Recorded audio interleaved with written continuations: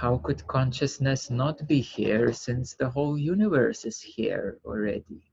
And you're here already, and you're conscious already. And you're seeing everything already happening right now. You see, the human beings have a tendency to always focus on objects, to always focus on appearances, on forms and shapes and everything that is in front of them, either externally or which is tangible or graspable internally, like your thoughts, emotions, and feelings, or even energies. So human beings have a habit, we could say, to always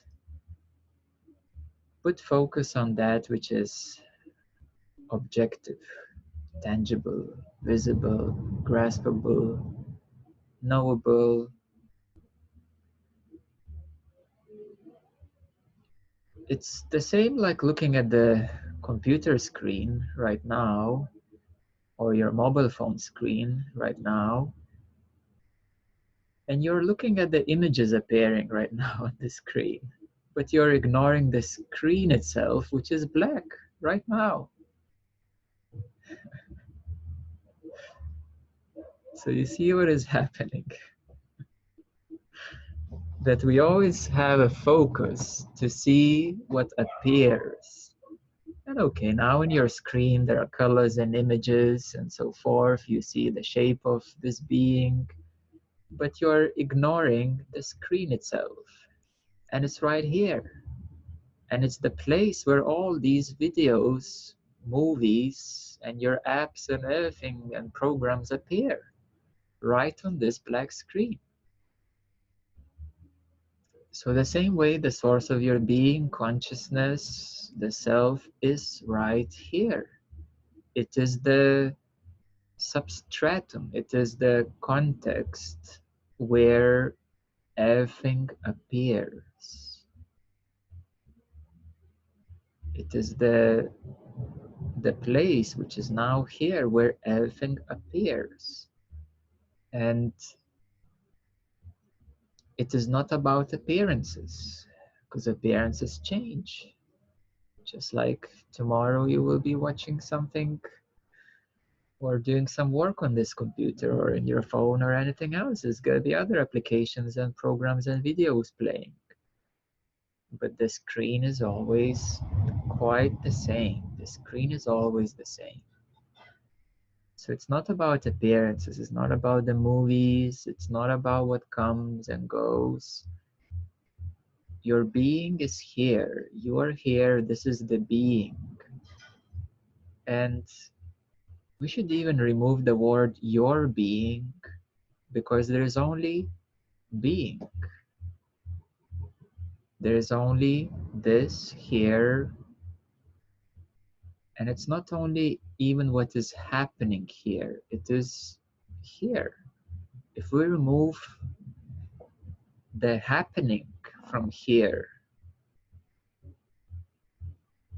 what is left?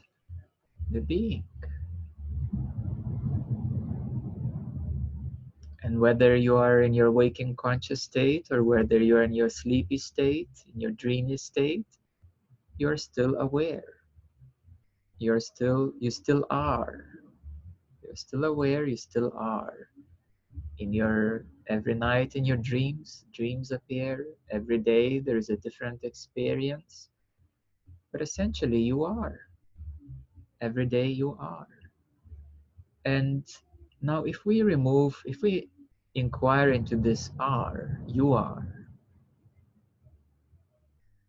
If we remove the properties, the objectivity from what is this are, you are.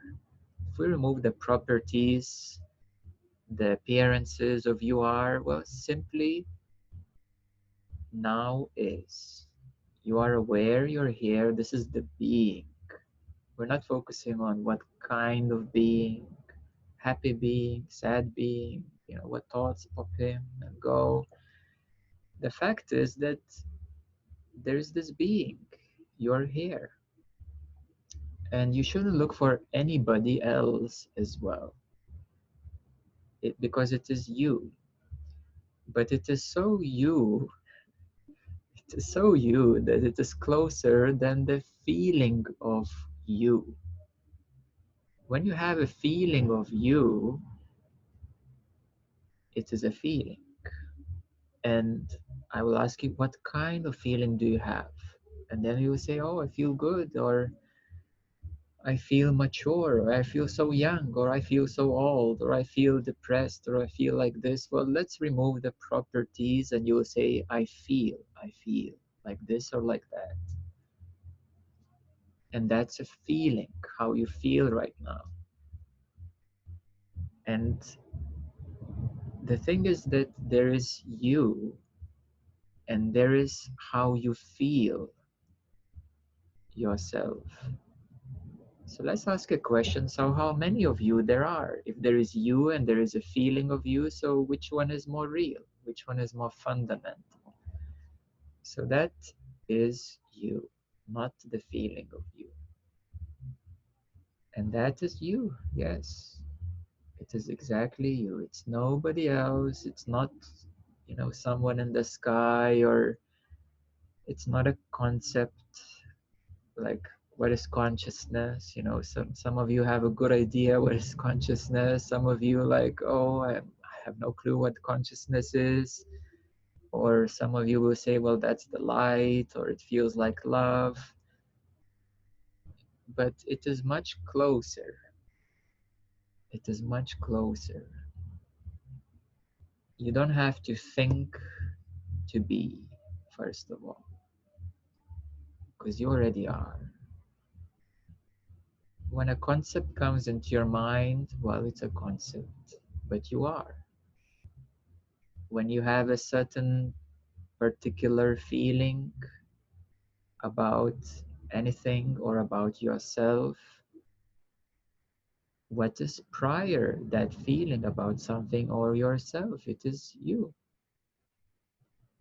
So essentially you are that, we could say, canvas. You are that canvas where everything appears, feeling appears, thoughts, energies appear. You are the white canvas, the blank canvas. There's not even a color to say is it white or black. When we think about paintings, we will say always it's white canvas. When we say about computer screen, you will say it's black by default. But the thing is, it's maybe what is closest to be said, it's transparent. Or sometimes I say it's lightless light. Because then if you start to think, you start painting on it. If you start to visualize, you start painting on it. If you start to feel something, you start painting on it. Do you get the idea? You get the idea, you start painting on it.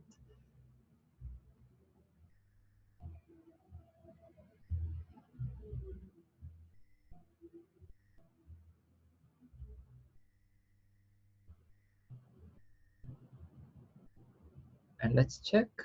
What are you painting on it right now?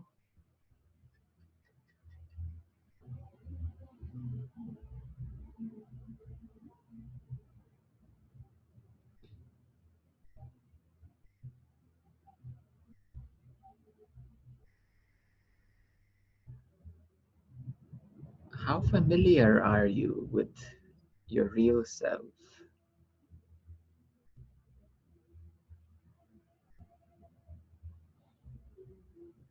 To some people who are very familiar with their minds, they made a very cozy home in their mind.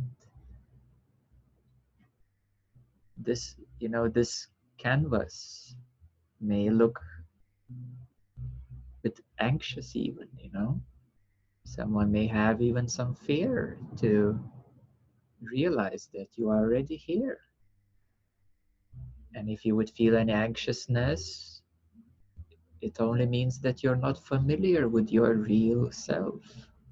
That maybe What is more familiar to you is your mind. It's some more cozy, more comfortable ideas are more familiar. It's okay too. For now, it's okay too. So that's my invitation right now, is to see, what are you painting right now?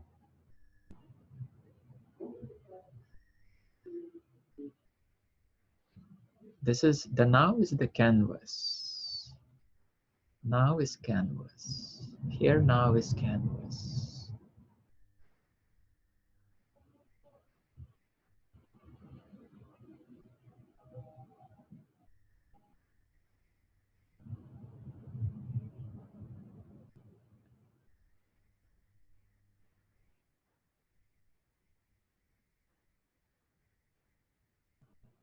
When you become more familiar with this canvas, you realize it's nothing else than you. And it's the biggest gift, the biggest freedom, the most radiant, lightless light, the freedom, the bliss. It's all of it.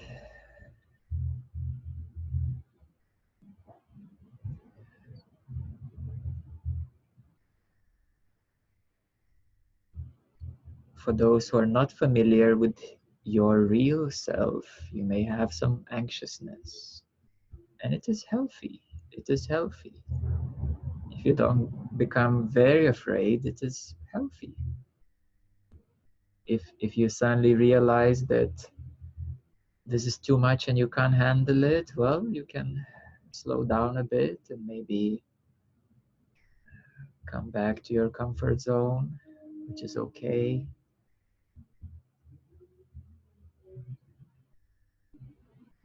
But when you look a bit closer, it's peaceful.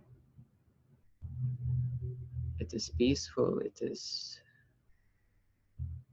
the pure being.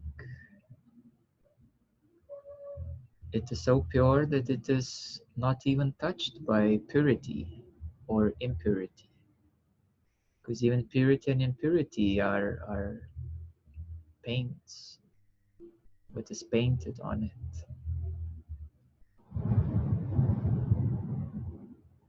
If you have a computer screen, you could visualize the yin and yang, you know, the purity and the impurity, the black and the white, but it's on the screen. And the screen is not touched by what's painted on it.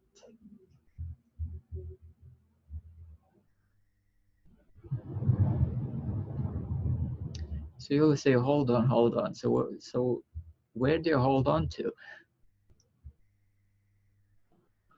Where do I hold on to? What should I hold on to? Well, take a few moments to check, what are you holding on to?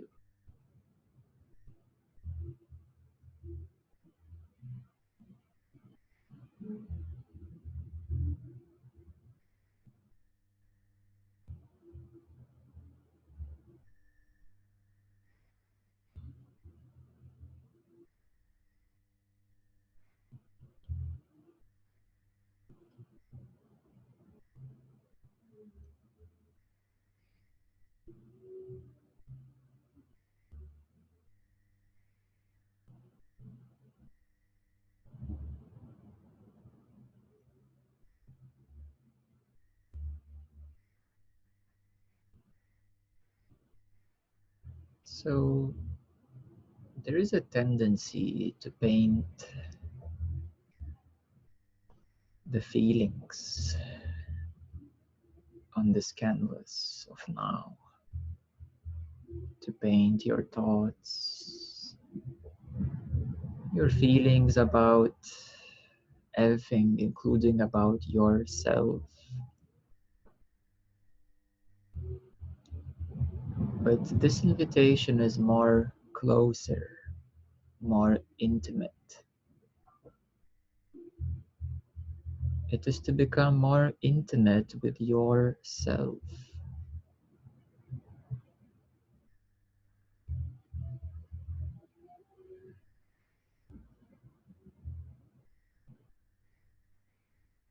more honest with yourself,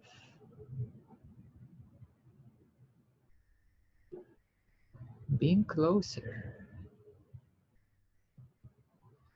seeing what is painted on the now.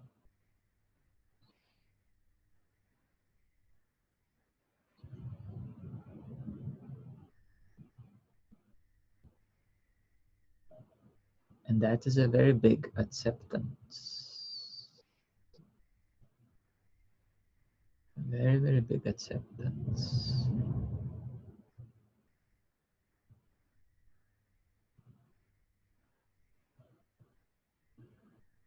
We can say it's a radical allowing.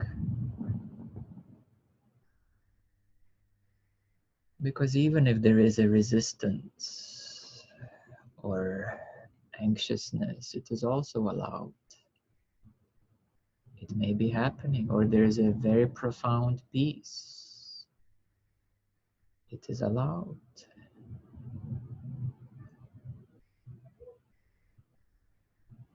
This canvas of now is the absolute allowingness.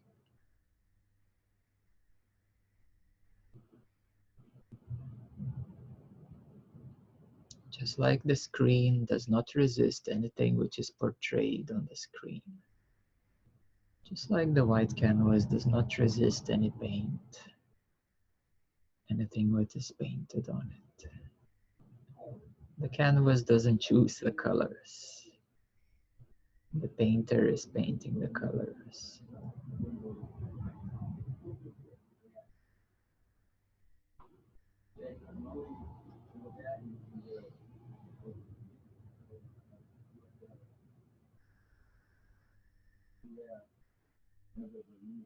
So this is a very intimate invitation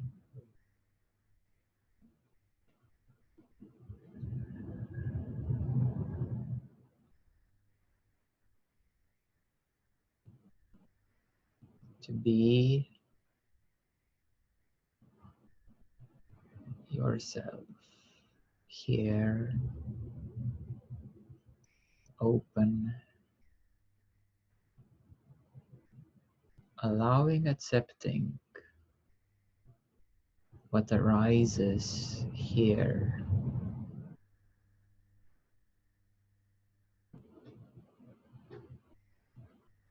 If there is something beautiful here, it's very welcomed. If there is something difficult here, it is also very welcomed. It is an invitation to become deeper,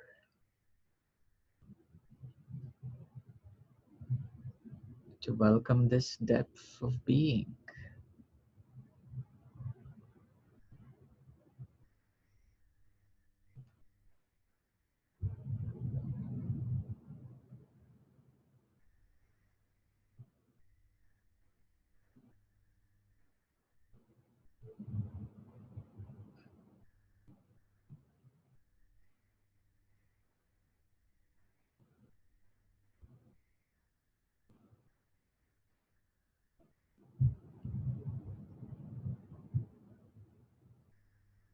To welcome this experience which is here.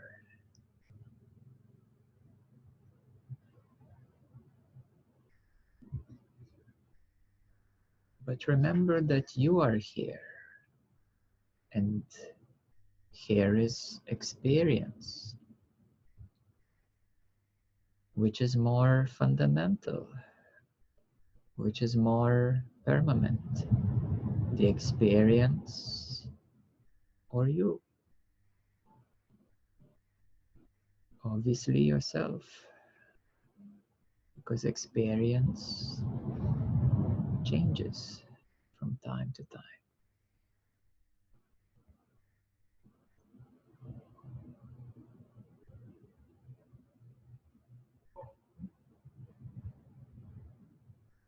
And you can slow down, you can relax, you can soften,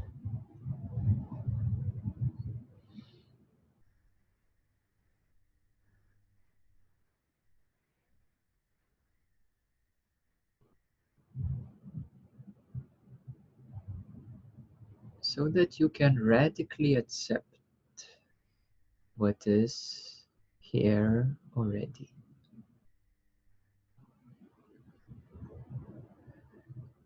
And there might be a big pull of the mind, like a big weather, the storm, a big wind, or even the whole tornado. But the sky is not resisting the wind, the storm, the tornado. That is the mind, yes.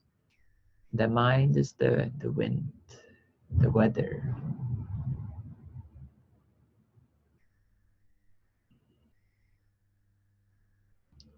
The mind will say, I thought I'm this peaceful wind, but sometimes I'm this very big stormy tornado wind.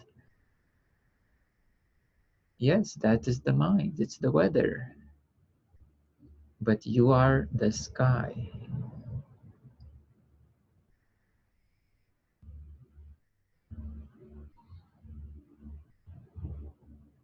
And then you will say, aha, I can allow the weather. Maybe you can recognize that gentle shift from identifying as the weather into recognizing the permanence of the sky.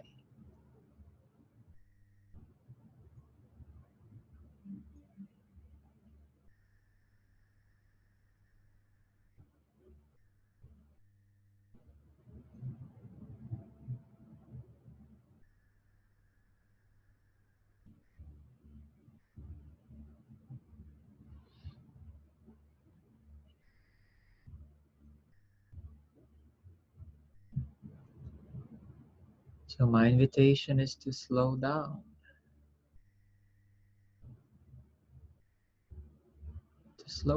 and become more close, more intimate with yourself as a being here.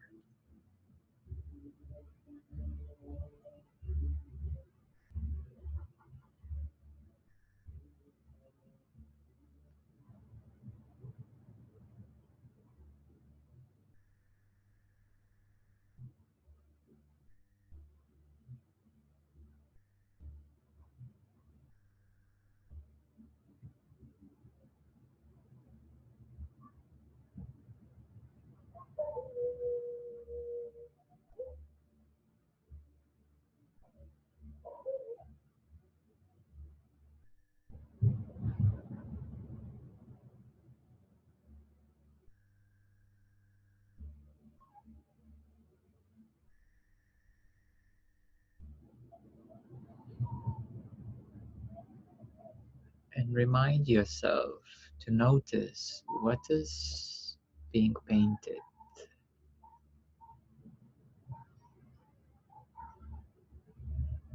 what arises, what feelings come up.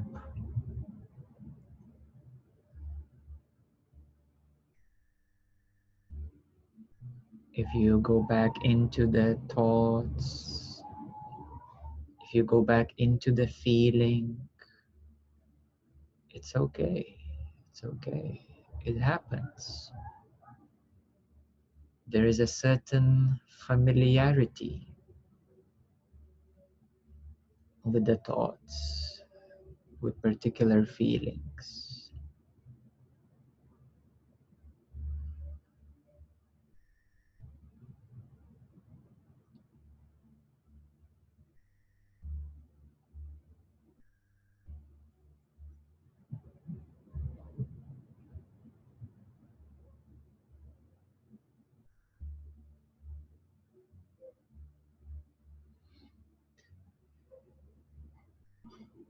If you see yourself that you can't stay or maintain yourself in the now, allow yourself to go into the feeling, into the thought.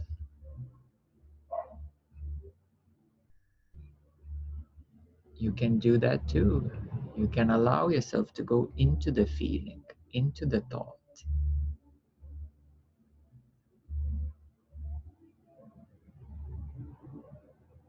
And it might be there that you will realize, oh, these are thoughts.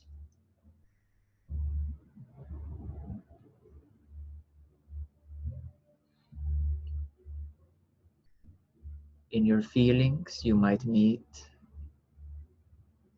exactly the feeling, the peace, tranquility,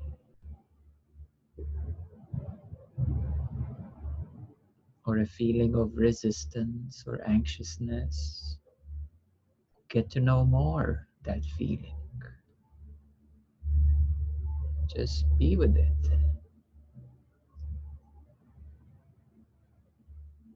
The problems arise when you resist what you feel,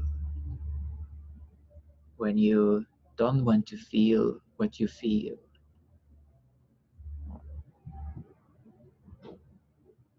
or when you start controlling what you feel, resisting, blocking what you feel.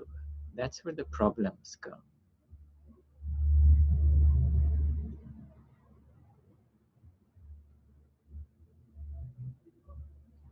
Or when you start to manipulate your thoughts. Why don't you allow your thoughts? When you truly allow your thoughts, just for a few moments, you will notice that they will disappear because you have truly, truly allowed them. You have met them, and then they poof, disappear.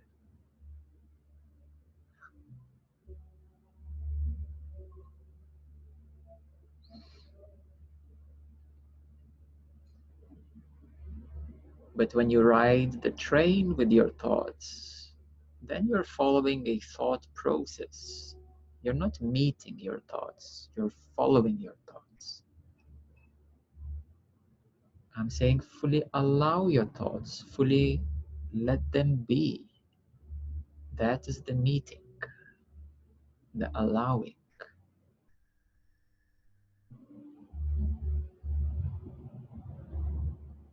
And your thoughts appear only because, in most cases, there is a certain feeling or emotion. Because even a worry is a feeling and emotion. A doubt is a feeling, it's emotion. A doubt is a mental feeling. It is a certain energy, a certain feeling of unclarity. Something is veiling. So thoughts are always because of feelings, of certain emotions. 99% of all thoughts are just that, because of feelings or emotions.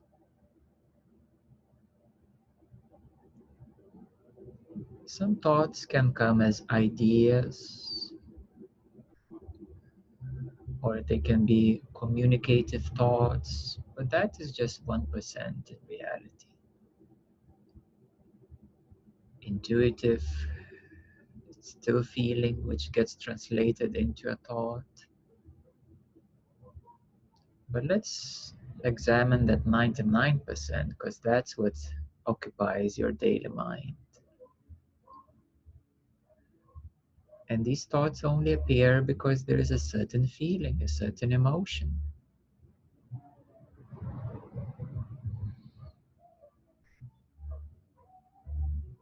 There is not so much power to manipulate your thoughts. You only have to learn how to truly be with the feeling, with emotion. How to truly allow the feeling and emotion. To be with it, to hold it. To be the space for the feeling, for emotion. Then thoughts settle in because the feeling emotion is allowed and taken care of in the right way, because you are the space for the feeling, for emotions.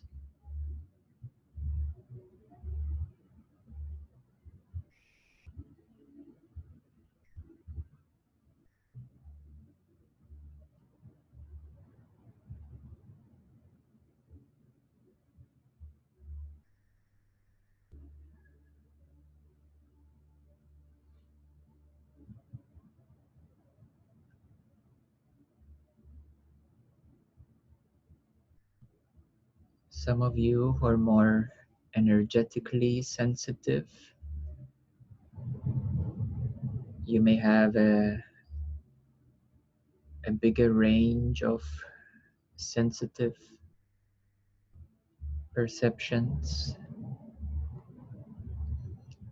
but fundamentally it's the same because you are the space for these energies, perceptions. You are the space for your chakras, for your kundalini, for any kind of energies flowing, happening right now.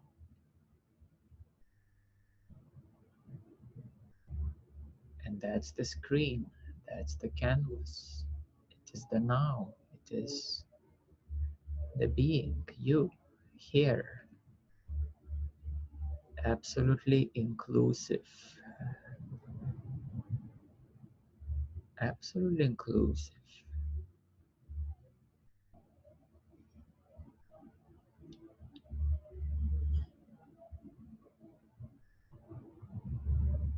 If you say, well, I certainly feel that I'm not the screen, I'm something else.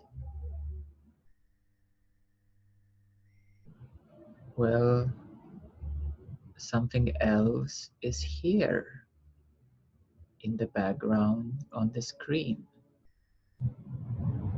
And you are identifying with that something else. And it's okay. You say, I don't feel like this being, the background, the screen, the space of now. I feel like something more solid, something more tangible. And that's okay. Allow it to be here. Don't resist this tangible feeling. That's something tangible. Don't resist it. Just really be this something very tangible, something very solid, and really be it.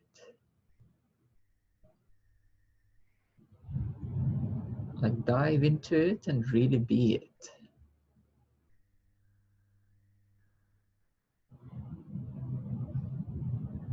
And then you will see that it's gonna start to open, expand.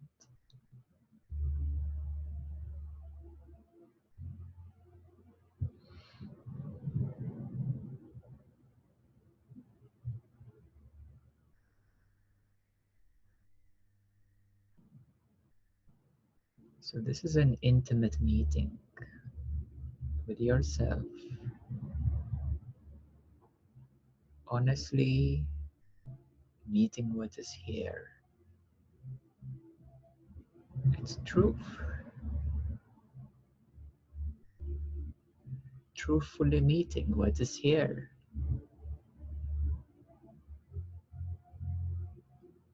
It is not fooling yourself. It is not lying to yourself. It is not telling stories to yourself. Not illusioning yourself. Not fooling yourself.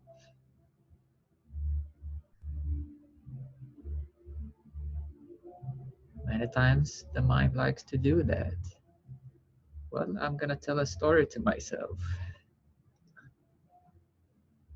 Let me listen to the story to myself.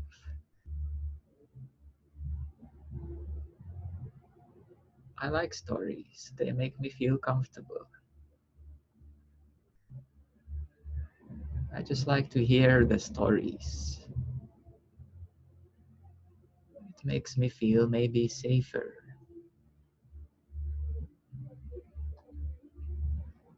So you might be telling many stories to yourself for a certain reason, to feel safer,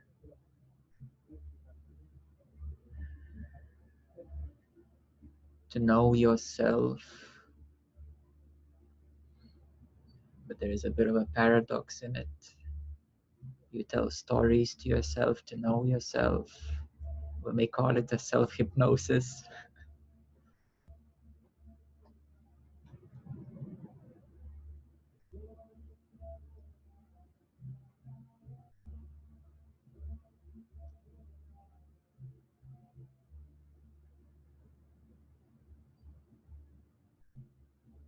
So it's a real intimacy to be yourself, to really check what's happening now,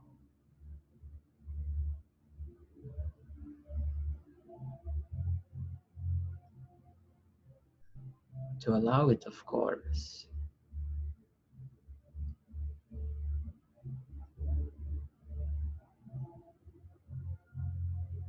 And this honesty requires no fighting, no self-judgment.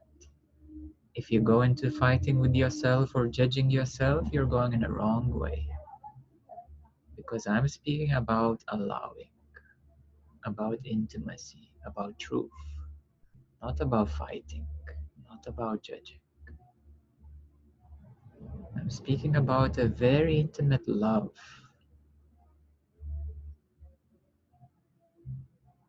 It is absolutely unconditionally meeting yourself. That is love.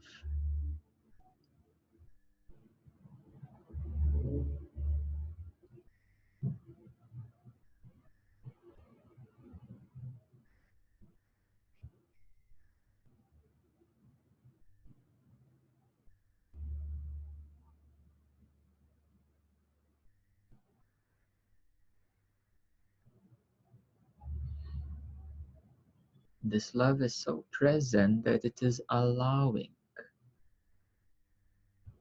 Like the mother is allowing a child, the baby. The mother is allowing the baby to cry, to have needs. You have needs. This love is allowing your needs to be here.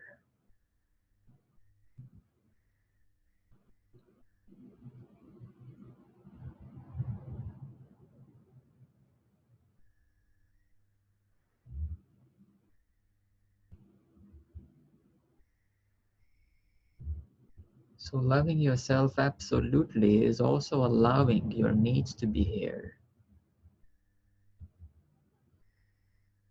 Allowing these challenges to be here.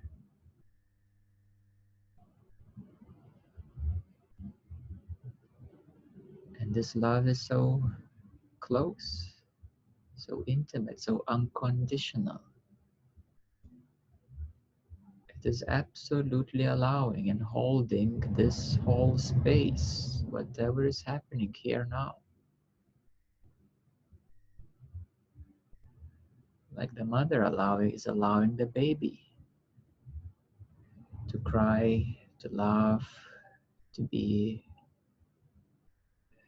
feel hungry, to give some food. The mother's love is here to take care, to hold the space, to give this unconditional love.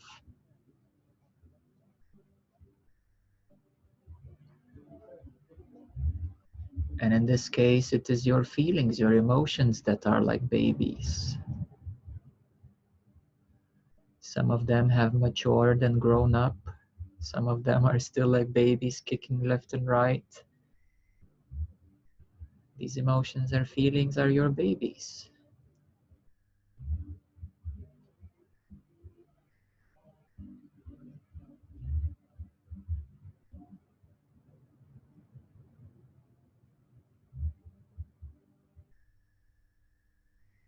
And you're this unconditional being. having these babies of emotions and feelings.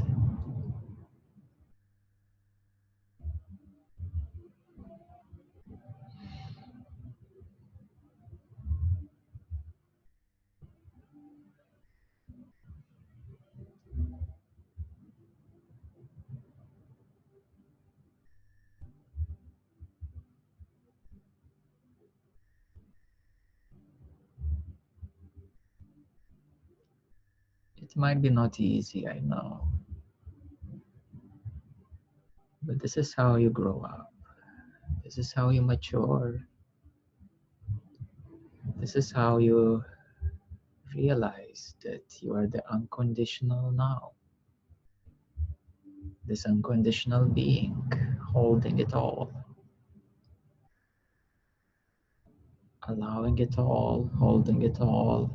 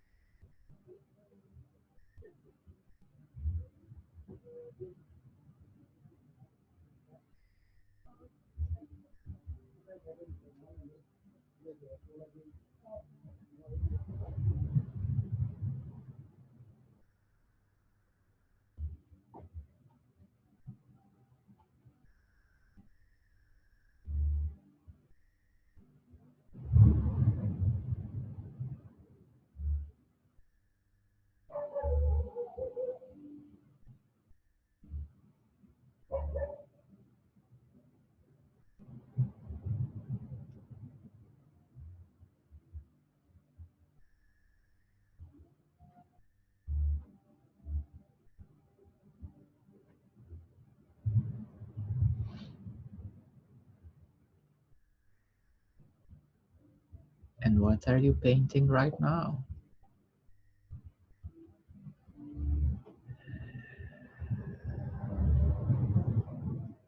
You can always reflect.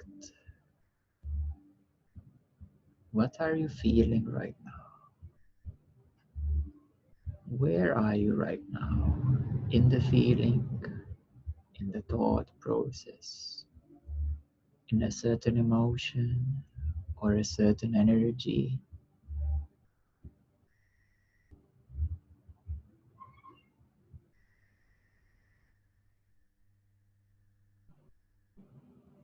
This is how clear the now is.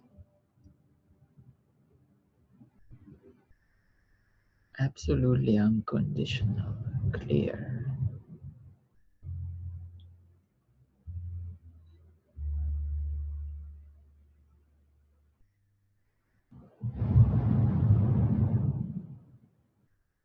And this radiance of this clarity is permeating every experience.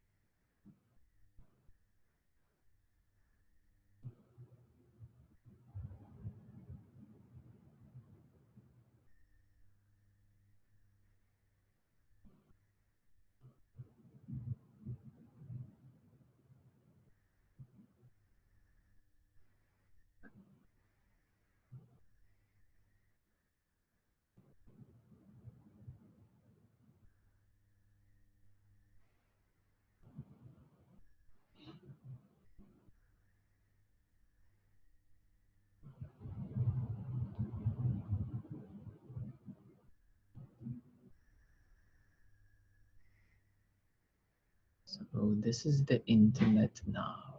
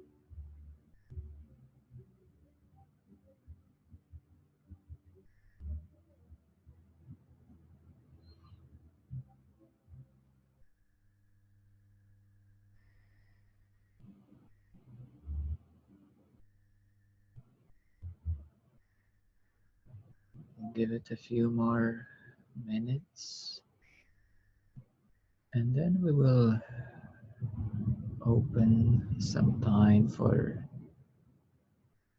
questions, for sharing, for inquiring into your experience, gaining more clarity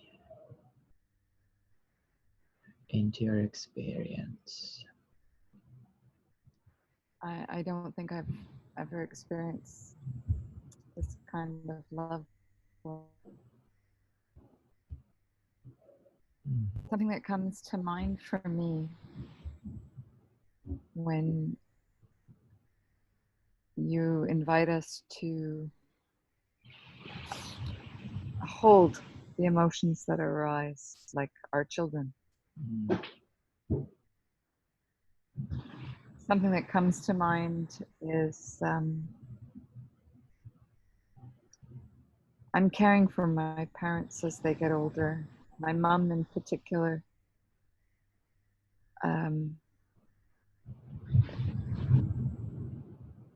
Is becoming very anxious. And when I'm present with my and loving, I can host and hold all of those anxieties. Yes, exactly, yes. So when I think about hosting and holding all of the thoughts and emotions that arise, I think of how I'm able to be with my mother. That's not a perfect parallel because I also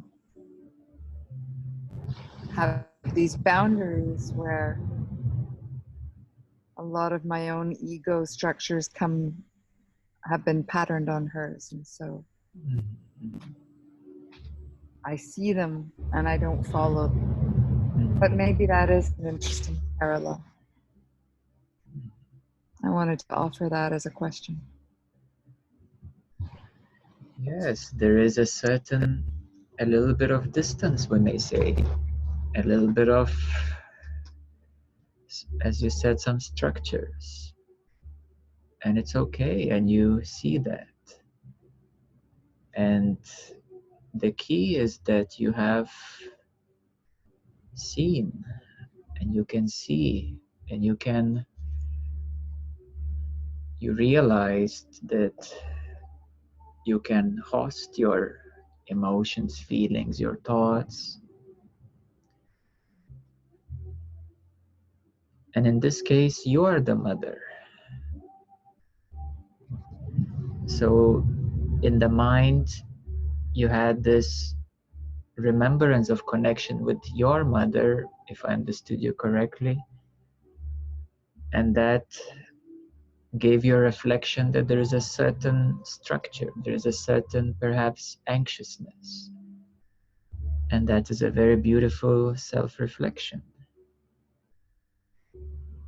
So your inquiry, what you have just shared, is very,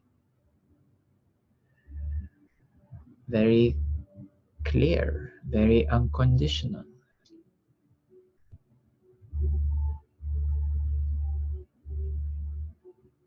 And this is a moment of seeing. It is truth.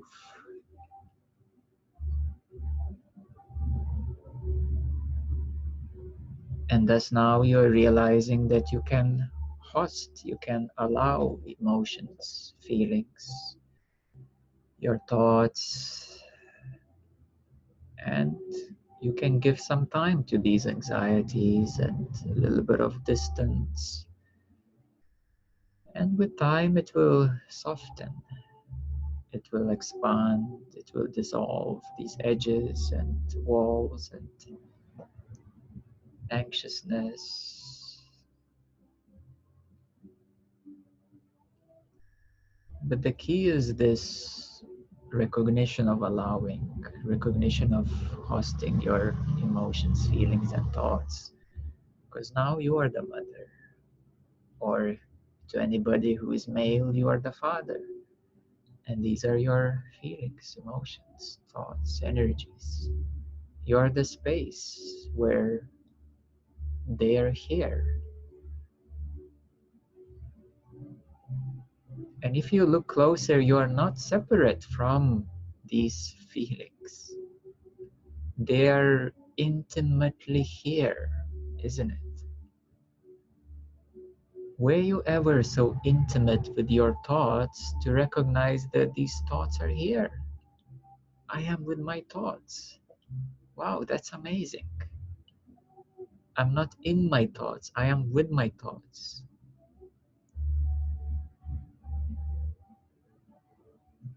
If you forget that you're with your thoughts, then you contract in the thoughts. And that doesn't feel comfortable. Then you say, my mind is going crazy. It's driving me crazy because I can't get out of it. Because you're in your thoughts.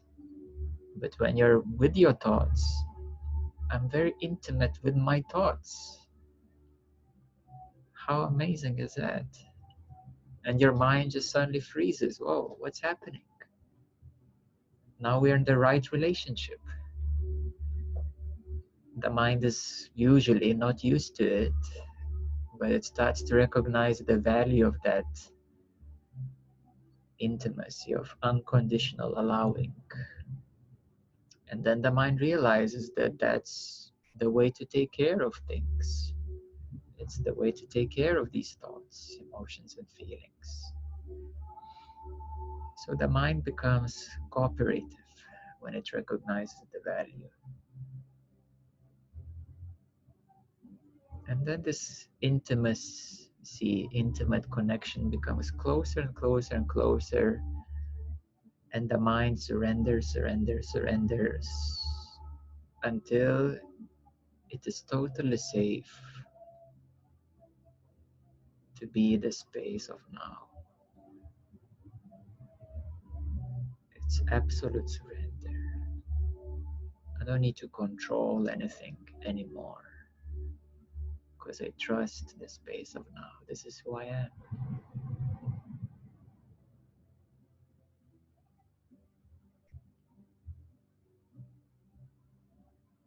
And this trust is necessary because if there is lack of trust, then there will be a certain protection, a certain cautiousness, a certain distance, a certain separation, a certain wall, a certain structure.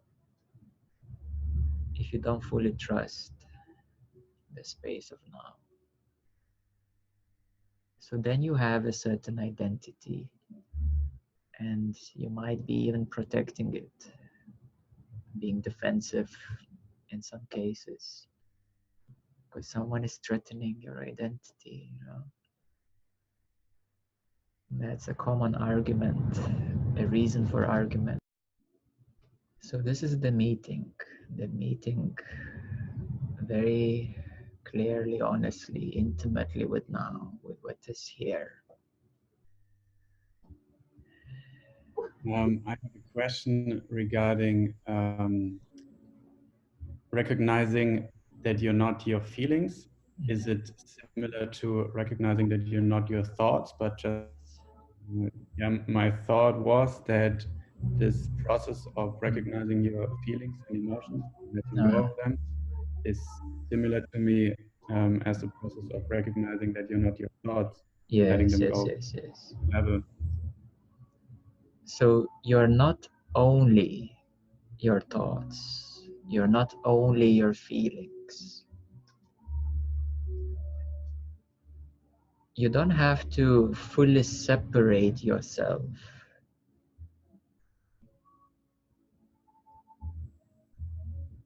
because then you will start to resist your thoughts and your feelings. You don't have to fully separate yourself. But you're not only these thoughts, you're not only these feelings. you allow them to be here. You are the space for everything to be here. You're not even separate from them, but you're not them. You're not only them, but you're not separate from them. The separation is only needed when you're totally identified, and then you need to see that, but that's not your case. Yeah. Right. And I'm able to realize that I'm not only my feelings, and then I am in this position of now what? Is that to connect with the feeling of my choice, or just That's a good one. That's a good one. So now what? So now what? Isn't it an expectation? Yeah. Right. So now what? Yes. So now expectation. Yeah. Now meet the expectation. Oh, expectation is here. Become friends with expectation.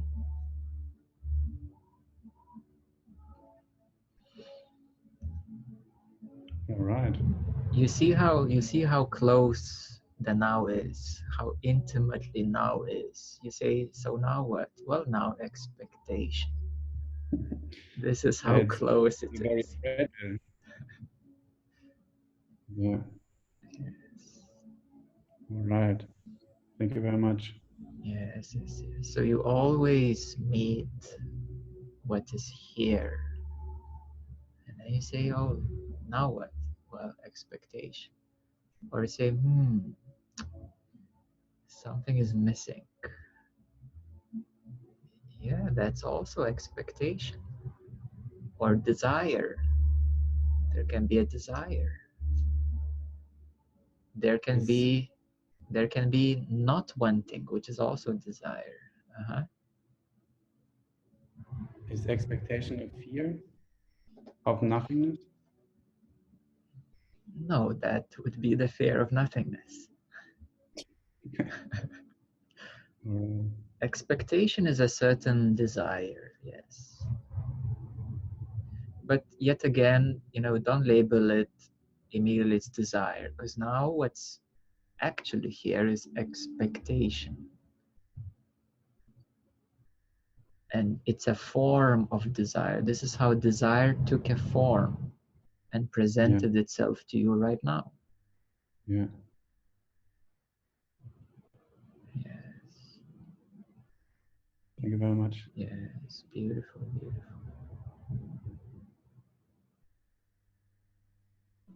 Okay.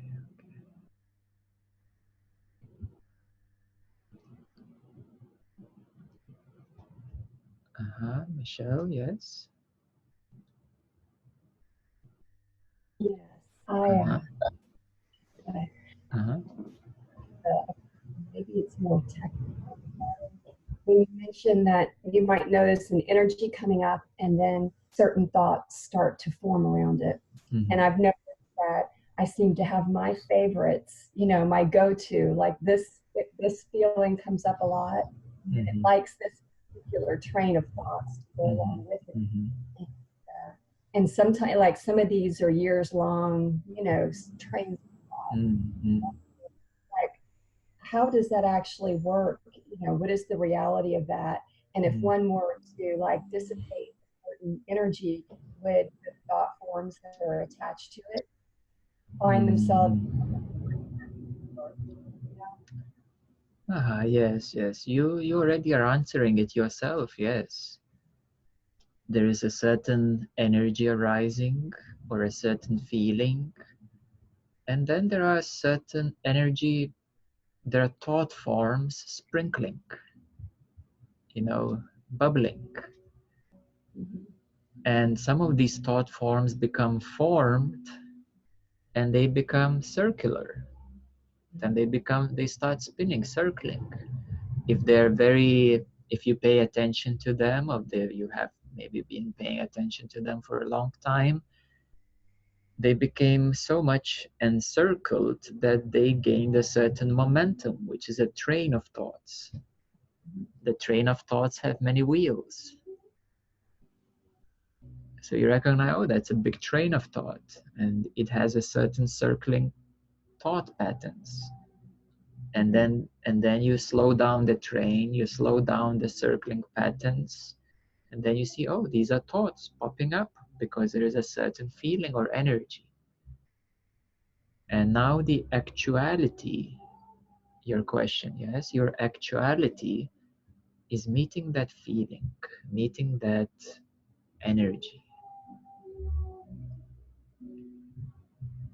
And that's the actuality. It is to meet that feeling, to meet that energy, to allow it to be here, to be with it, to be present with it, to hold it, to take care of it, heal it. And the absolute actuality is that you're the space, we could say, where this energy is here, the feeling is here. And then it's only produced thought forms, thoughts and circles and trains. Yes, that's a good question, yes. Yeah, so it requires a certain maturity or a bit of practice, you know, to disengage from the train of thoughts, from the circle and stories of thoughts, popping thoughts into actuality of feelings, emotions, energies. Because they're always more fundamental. They give birth to the thoughts. And only if you make it loose, then it comes into circles and trains of thoughts.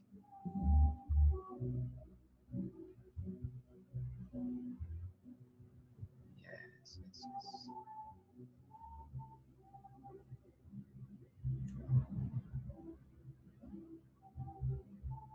Thoughts are called tiny energy potentials.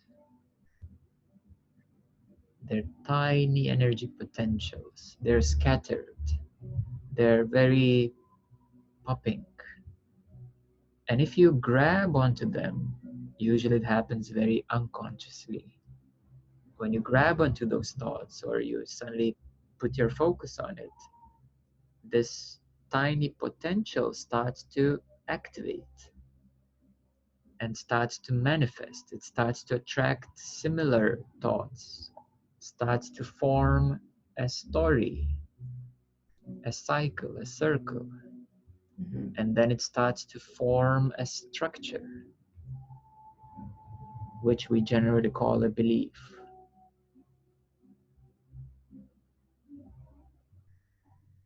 So that is the nature of thoughts.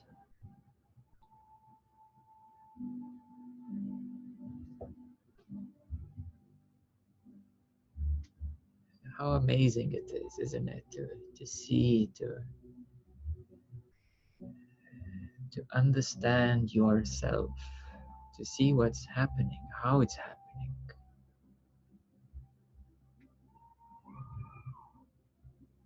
This is the most amazing journey, the most amazing gift. It will unravel everything, all those mysteries, all confusions, doubts, and worries. Sometimes I can act in ways that I might see an anxiety arising or a desire. Mm-hmm. And I might act in a way that addresses it without identifying with it. Mm-hmm. I'm wondering if that's true. I'm wondering if I'm feeding it necessarily. I'm wondering if I can see, for example,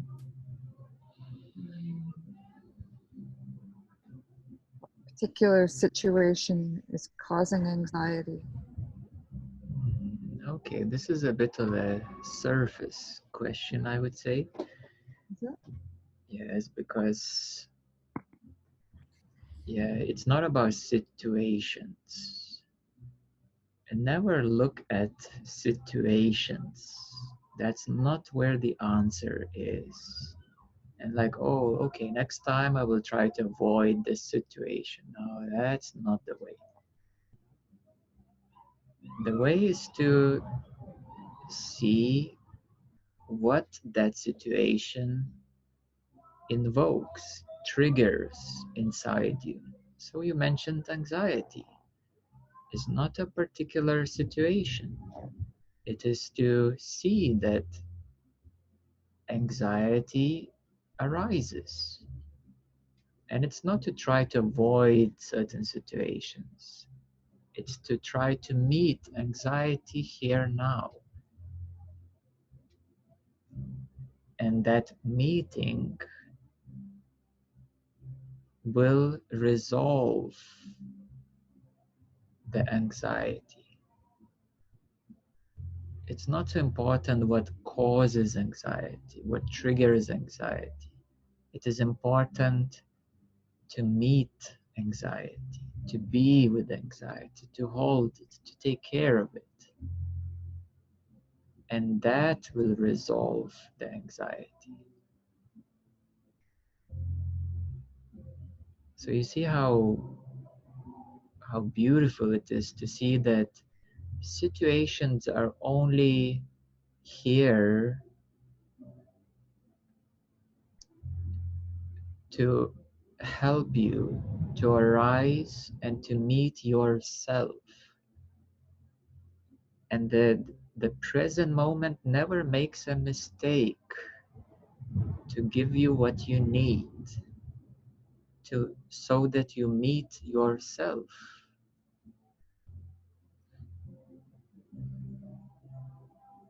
So this is the intelligence of the now, to give you what you need to meet yourself in the now. Situations are only how life invites you to continuously, it is continuously inviting you to meet yourself.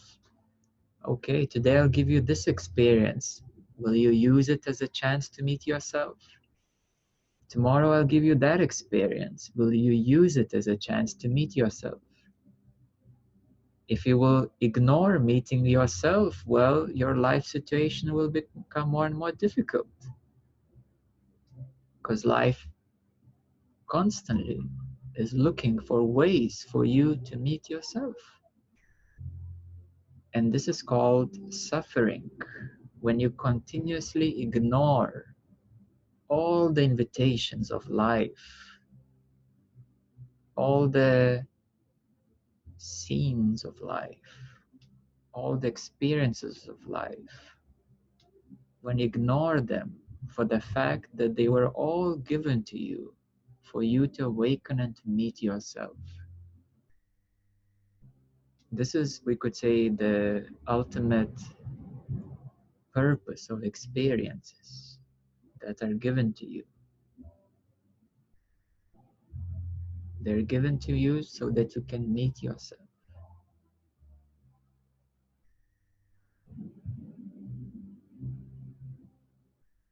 And this is why the souls travel throughout lifetimes. Karma is called ignorance. If you have been ignoring life, inviting you, meeting yourself for certain lifetimes, well, there's a certain buildup of ignorance there, a certain backlog of paperwork. Then you have to go through that stack, through that backlog. If you have ignored yourself for 20 lifetimes, well, maybe this lifetime is going to be quite busy to clear that backlog.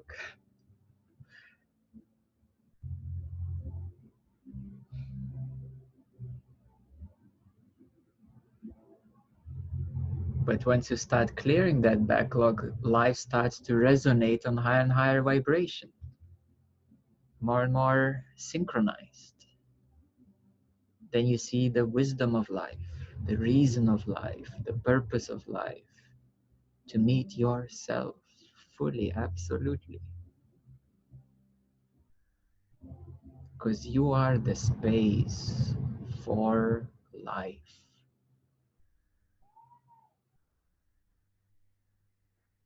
Life is the weather, you are the sky.